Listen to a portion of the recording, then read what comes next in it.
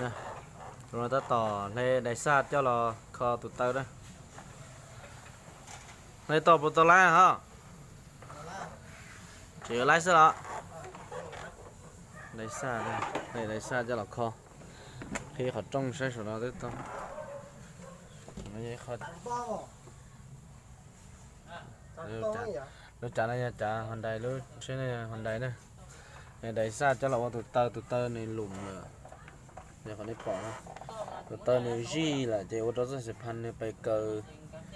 hình gì nhỉ bay cờ cho sải mỏ nam ta sẽ để vậy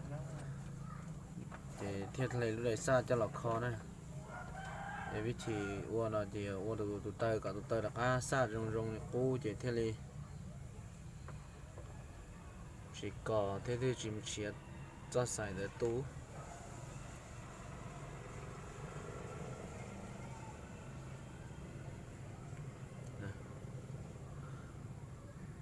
giờ vị tríอยู่chợ đạt thế toàn nó rong nào giờ chỉ chợ qua thì nó chơi chỉ rong câu thì qua chỉ lái rong này là để sát chơi giờ nên từ lúc tờ đẩy xa giờ bùa đi nó giờ người yên người lùm là nó toang cho nó han nó tao này giờ nên từ nhớ giờ từ nó hay nó tôi rồi từ nó han nó nhớ rồi từ và nó han này bây giờ han đặt tên tàu rong thế khó chế là cũng tàu rong hậu xe bỏ lúc khỏi bỏ từ nó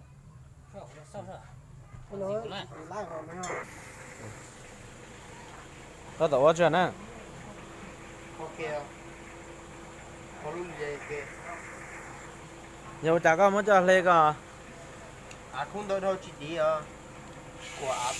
của tờ nó lúc này lúc ở trên đó đi lên đó nó là khu ở chỉ tin nè kho kê nè món nó chia cả cái rong xe bỏ lại kê chỉ tin để thầu cút tin để thầu chỉ tin cái món này chắc là của nó cũng món đâu thì qua nè nó chỉ tới giờ tỷ lúc nào món nó chắc là qua sẽ giờ tỷ cha giờ nếu nó chỉ lái nó chỉ cơ sống chứ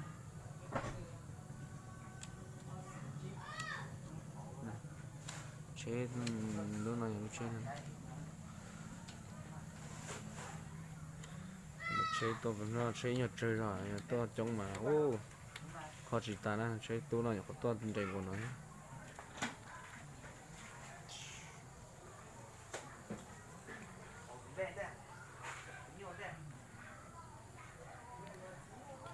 nó han nòng gọt cứ thế khó à nhưng mà cơ kia thế rồi cái làm rồi luôn thế này rồi là han tổ chơi nó là những con ruột tạt theo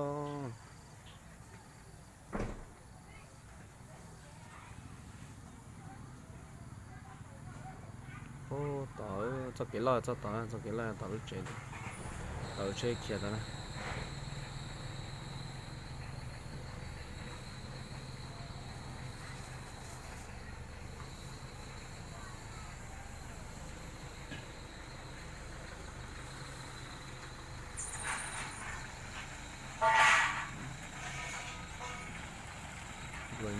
rồi nó cha mà nó tao mới thuần cho bao giờ đâu thọ cá gì là đầy chỉ là thuần cho bao giờ đâu còn nó còn được tới thế chuyện còn nó mà đi campaign sắp tới nó toàn sẽ cách chế đó nó toàn sẽ cách chế cho một lấy lo nó tạo chế lo lấy lo đó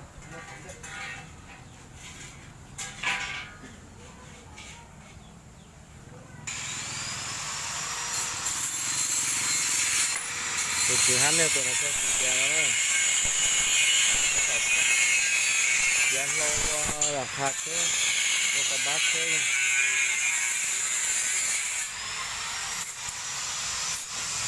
ở đó lên lo nè cũng đây đó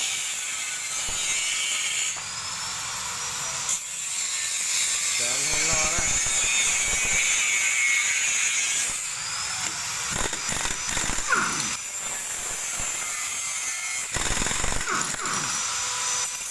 cái bóng đèn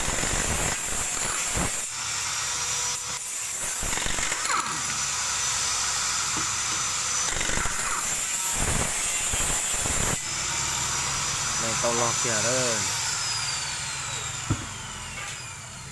giờ đâm bê là sẽ bê tài đấy chả bởi vì đây chỉ tàu nó sẽ này qua chả biết thì nhỏ ấy chả giờ tàu nhỏ thế thì tớ đấy bây à tàu xíu thì nhỏ này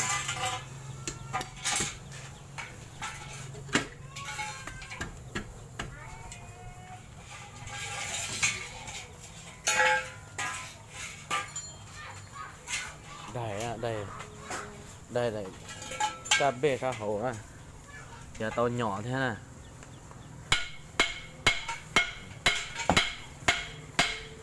chót tàu trong cái bìa Dạ. cái bìa đó cà bê bìa đấy Giờ cho bìa như khó. đó có cái gì này trong con đó chúng của nó thế này lấy à giờ đã chỉ ra to liền rồi cho nó lạt tà này nè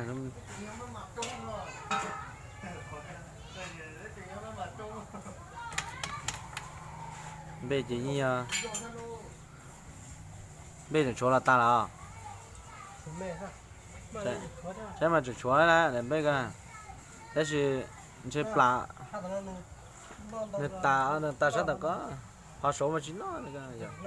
chả lú ấy lú cắm bọc cái số này chả hắn nó sẽ có sao đến cho cái tê là đến cho cái tê là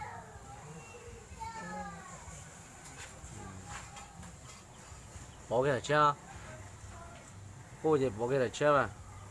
bây giờ chưa thì hả bắc cạn à cho nên là lò thế tròn cha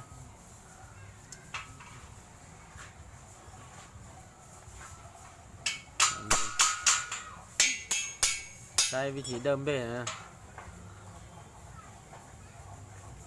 thì bố đỡ ô chơi tu gì đây nhỏ cơ thế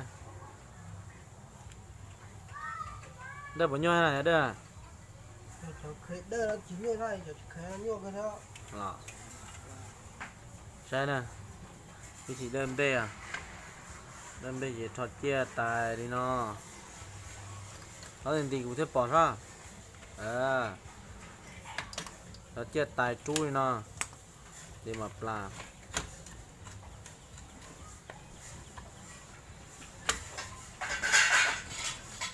mặt chui nó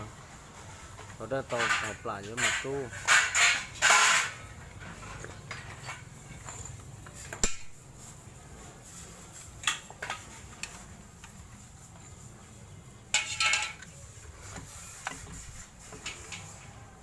đây còn tàu spring tàu thì lái thế của tàu spring để chỉ lái thế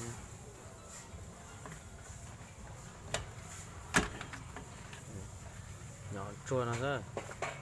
còn nhỏ mà nhỏ chua nó chỉ thọ đò chỉ lấy thọ được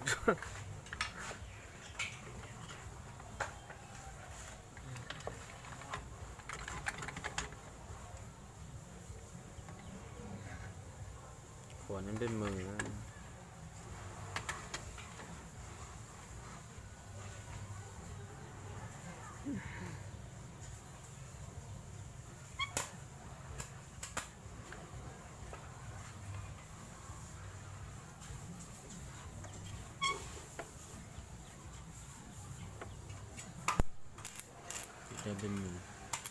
đây bên mình tàu rồi bạn đây nhưng gạt to nhỏ này.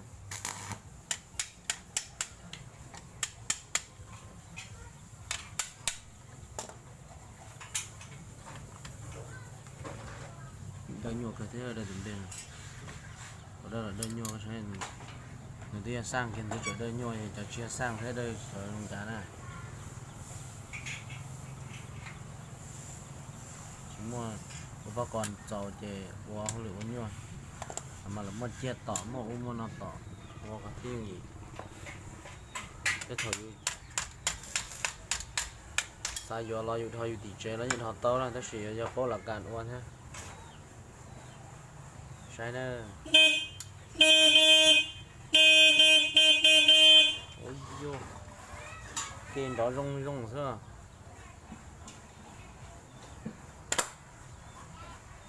chà có sự tệ ta có tay không Đâu nào.